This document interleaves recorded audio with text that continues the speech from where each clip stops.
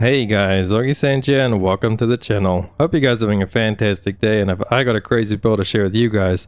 I like to call this my unstoppable Dynamite Druid. It does make use of the new aspect we did get in the season.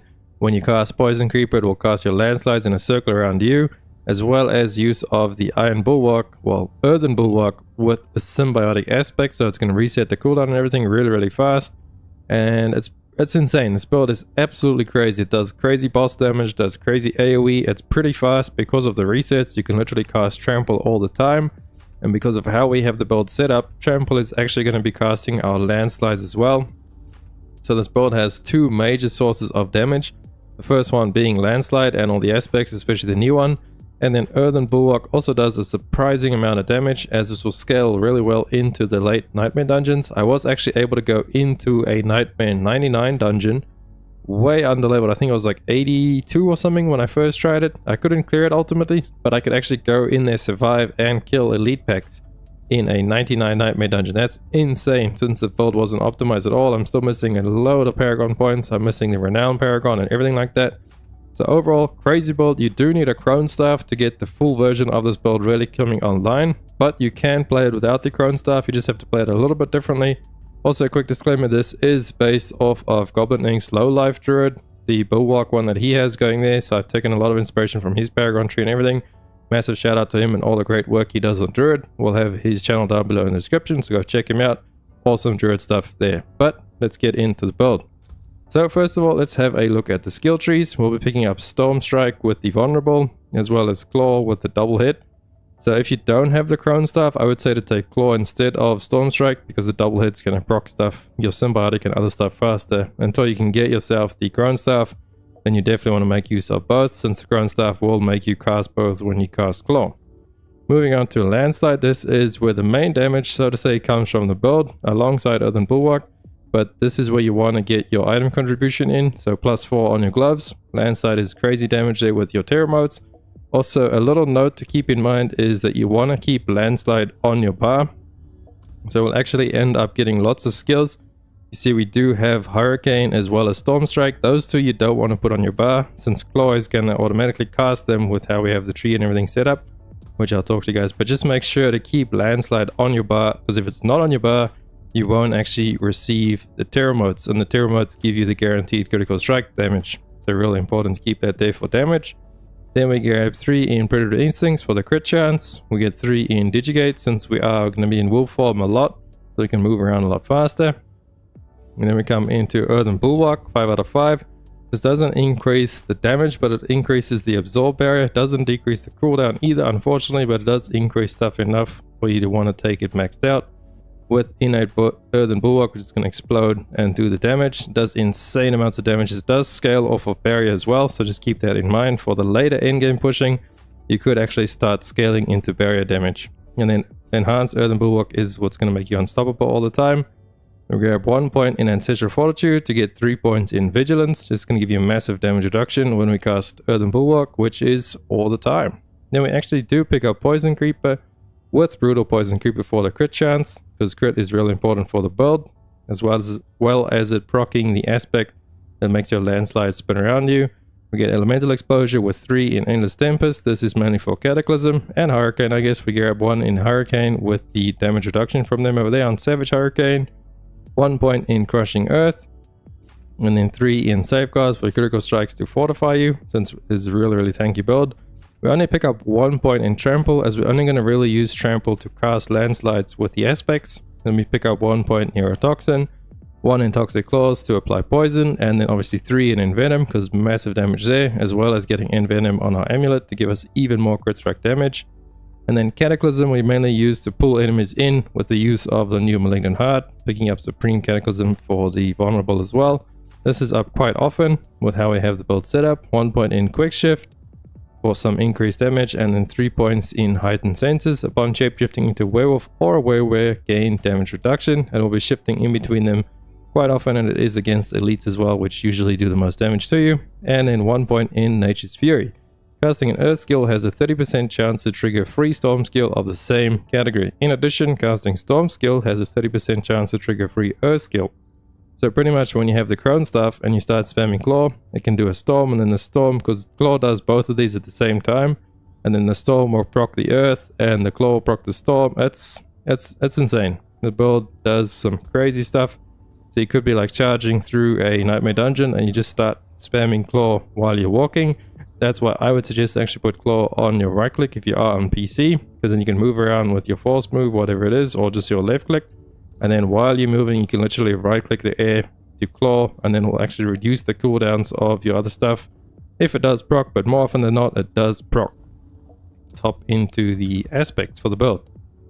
So the helmet we're using is cooldown reduction, all stats, total armor, and basic skills. Attack speed, I do have the stat priorities up on the website for you guys. So if you are on the build planner, you just scroll down to the bottom and stat priority will be right here at the bottom. You'll see everything over there nice and typed out for you guys. But let's just have a look in game. Aspect will use the basic skill, grants you 20% damage reduction for 4 seconds. Obviously I can go up to 6 seconds. So overall, just utility, cooldown reduction, armor, and increasing your basic skill attack speed is really important. I wish I could get a higher roll on mine actually. And then on our chest, we just go full damage reduction on the chest. So total armor, damage reduction from poison, damage reduction, and damage reduction while fortified. You can get from close or far as well. That's also really strong. You could even get max life on it as well. But the aspect is really important, with the duration of Earthen Bulwark being increased by 6 seconds. In addition, killing an enemy with Earth skills, which is your landslides, everything pretty much, will replenish the barrier from your Earthen Bulwark, and it lasts a lot longer. You will most likely get a reset within those 6 seconds. It's pretty insane. Moving down to the gloves, we want crit on this one, ranks of your landslide, attack speed, and then lucky hit. Lucky hit is actually quite important for the build, so don't overlook lucky hit. Try and get as much as you can. On our pants, we have total armor, max life, damage reduction, and damage reduction. These are really good pants. Getting max life on them is also pretty nice. And then the total armor, I have been trying to reroll a little bit higher, but no luck over there. Again, just full defense on the pants with a disobedience aspect. And then on the boots, these you can kind of really do whatever you want with them. So the main thing I would say is trying to get movement speed. I just, for the love of me, can't find any decent boots with movement speed. But these are pretty good as they do have willpower, so that's my main stat. They have int to help me unlock nodes, and then all stats will help me unlock more Paragon nodes. So all stats is pretty strong for the build, as well as willpower, your main stat. And then we do have the crone stuff. As you guys all know, this thing is pretty insane with this build and to help you reset on symbiotic. But if you don't have a crone stuff, you could either use this, is what I actually use for bossing. So when I get to a boss, I can switch over to this stuff and it actually will do way more damage single target. I just won't reset my cooldowns and everything as fast as what the crone staff will. And then if you are just playing normally, just like your normal mob clearing or dungeon clearing stuff, you'd use the same kind of stat stuff, but you would change the aspect to the aspect, I think it's called the accelerated or something like that, where you increases your basic attack speed, your basic skills attack speed, as that's going to help you reset everything a lot faster. And then moving on to the neck piece, we want to get 3 ranks in Envenom. That is the number 1. Damage reduction is really important, and then cooldown reduction is just a nice thing to have. Another thing you could have there is movement speed as well, as movement speed is really important for the build. Oh yeah, and on the boots, sorry I forgot to mention the aspect. When you have Fortify, your Earth skills gain +2 ranks, so all your Earth skills will get +2. You could change that to the Ghost Walker passive, where when you're unstoppable you gain movement speed and you'll pretty much be unstoppable all the time. So you could do that. I just have not found a Ghost Walker yet. I know, it's crazy. I found 2 crone staffs but no Ghost Walker aspect, so just keep that in mind.